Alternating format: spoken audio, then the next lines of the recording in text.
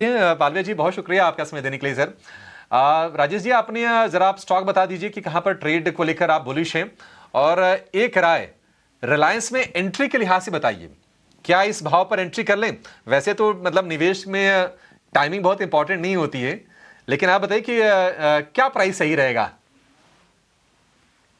Good afternoon Abhishek ji, good afternoon everyone. सो पहले रिलायंस पे चर्चा कर लेते हैं कि जिस तरीके राजेश जी ने भी बताया कि निवेश के लिए तो एक अपॉर्चुनिटी है गिरावट। और हमें लगता है कि जो अपने पोर्टफोलियो में इसको लॉन्ग लंबी अवधि के लिए अपनी पोर्टफोलियो में इसको हिस्सा बनाना चाहते हैं, उनके लिए तो ये एक अपॉर्चुनिटी है करेक्शन।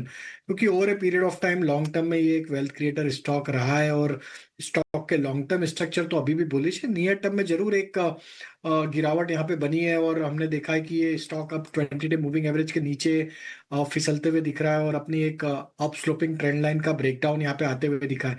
बट हमें लगता है कि कहीं ना कहीं यह जो प्राइस पॉइंट है, ये एक अट्रैक्टिव प्राइस पॉइंट है नियर टर्म शॉर्ट टर्म के हिसाब से भी। 1470 1480 इसके लिए इंपॉर्टेंट सपोर्ट रहेंगे इस करेक्शन के। हमें लगता है उसके आसपास भी मिलता है तो यहाँ पे बाय एंड एक्यूमुलेट की ही सलाह रहेगी।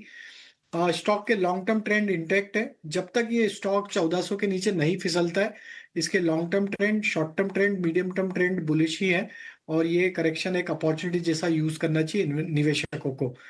और रही स्टॉक्स की बात, तो आज दो स्टॉक आइडियाज पे फोकस है, दोनों बाय साइड के हैं। पहला स्टॉक हमें जो पसंद आ रहा है वो है हेवल्स।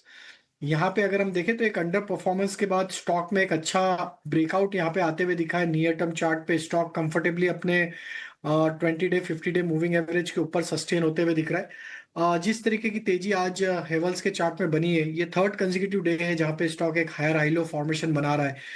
तो हमें लगता है कि ये स्टॉक में एक अच्छे ट्रेंड रिवर्सल के साइन बनते हुए दिखे, और अपसाइड के टारगेट हम 1530 1540 तक एक्सपेक्ट कर रहे हैं। ऑन द डाउन साइड 1460 के आसपास के स्टॉप लॉस रखने होंगे।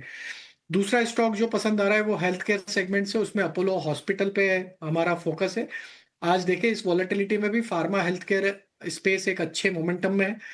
अपोलो हॉस्पिटल का भी सिमिलर स्ट्रक्चर, एक अंडर परफॉर्मेंस के बाद ऑलमोस्ट 8 से 10 वीक के करेक्टिव मूव के बाद यहाँ पे एक ट्रेंड रिवर्सल का साइन, फॉलिंग चैनल का ब्रेकआउट यहाँ पे वीकली चार्ट पे आते हुए दिख रहा है। जिस तरीके से आज बाइंग इंटरेस्ट बना है, हमें लगता है अपोलो हॉस्पिटल में अप मूव बनते हुए दिखेगा 7450 7500 की तरफ। ऑन द डाउन साइड 7250 के आसपास स्टॉप लॉस रखने होंगे। 7250 अपोलो हॉस्पिटल के लिए स्टॉप लॉस का लेवल होगा, 7450 रुपए का होगा टारगेट। तो इस पर बुलिश है राजेश जी। बाकी हैवेल्स को लेकर भी काफी उम्मीदें हैं राजेश जी को। और हैवेल्स के साथ साथ हम देखा कि